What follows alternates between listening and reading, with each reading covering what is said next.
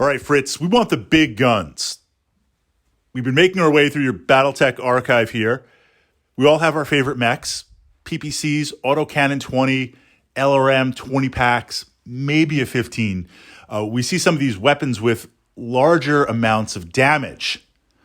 Medium lasers, okay, I hear what you're saying, that across the spectrum of inner sphere, medium lasers are some of the best weapons because it's not just about damage, it's about tonnage. How many of these things can you mount? It's about ammo versus energy. We've explored that debate, posted it up to the Battletech playlist. It's about range, it's about damage. If you have that matrix, the medium laser is the workhorse and one of the best weapons that's out there. Range, damage, heat, tonnage, ammo. But we still like those big guns.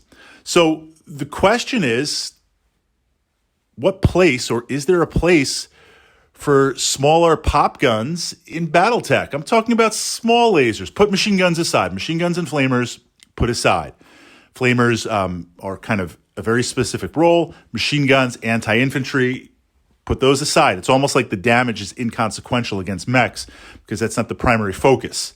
But if we're talking mech and vehicle type damage, when we look at small lasers, when we look at autocannon 2s, not even a 5.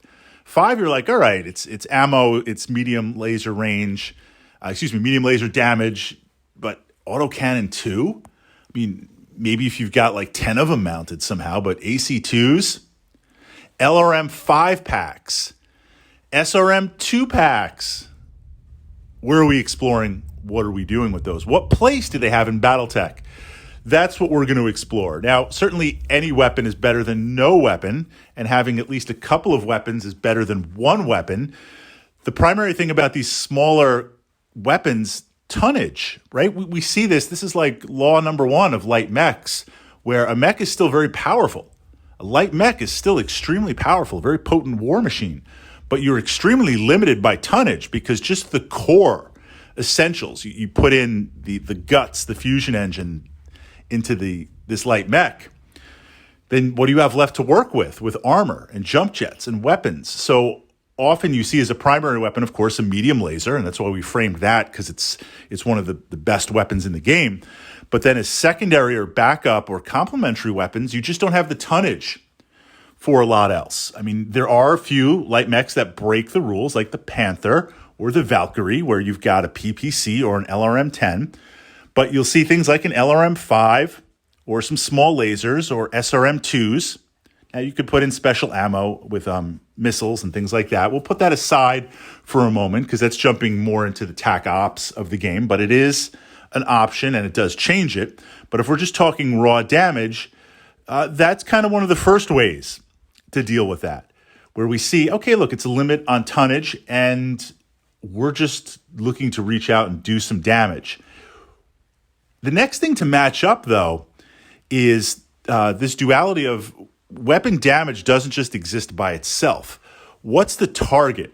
If I have a blackjack, I like the blackjack. It's a solid mech, but I frame this because its primary weapons are autocannon 2s. If I'm plinking away, now I've got the long range. If I'm plinking away at a stalker, what's that really going to do? I mean, yeah, I could get a headshot and you fail a pilot consciousness test. I could get a crit center. I mean, it is Battletech. Crazy things can happen. But secondary to that, that blackjack better be part of a lance and we all better be going in to take out the stalker. So it's matching up with the target. What are those autocannon 2s going to do against the stalker? Not much, but if you team them up against a light mech, it has the range and the ability to hit. If you fire those AC2s with the range at tanks, okay, a medium or heavy tank is going to shrug it off, but I could start chewing up motive hits. If you're going to use it with the range against light air support and VTOLs.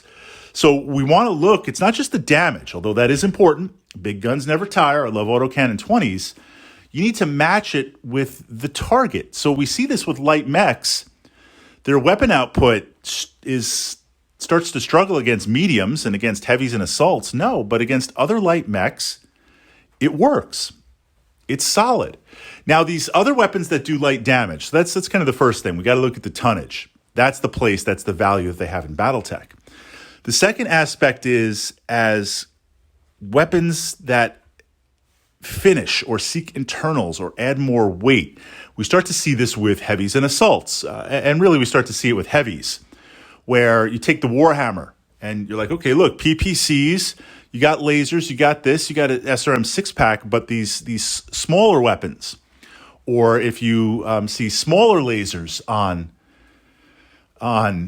heavy mechs, you see SRM packs, smaller SRM packs. Why not just take a larger autocannon or another PPC? Well, heat management, certainly, but when you get closer, you get to this point where mechs are almost on top of each other. When something is broken through to internals, at that point, it's not about the damage. So if I punch through to your left torso and it goes to internals, yeah, I'd like to blast you with a PPC, do 10 points, core that out, and just, have your arm drop off. But primary to that is what's in that location. I just need to hit it with anything, cause one internal damage point, and now we roll for crit, confirm crit. And if we get a crit and you've got ammo or you've got a weapon system in there, right? That autocannon 20 mounted in there, that PPC mounted in there. If I take that out, that's a significant gain. That's an interesting shift from that perspective. So we see this with the smaller weapons. You can mount more. Heat is easier to manage, and they're kind of like finisher weapons or weapons as you get closer. So at that point, they have value. At that point, they have a focus. Damage is important in Battletech, but it's not just the raw damage. It's not just the raw numbers. It's also the perspective of range, mounting these weapons against similar targets. Again, lights versus lights, light versus vehicles. Yes, lights versus heavies and assaults or higher end mediums, they're going to struggle.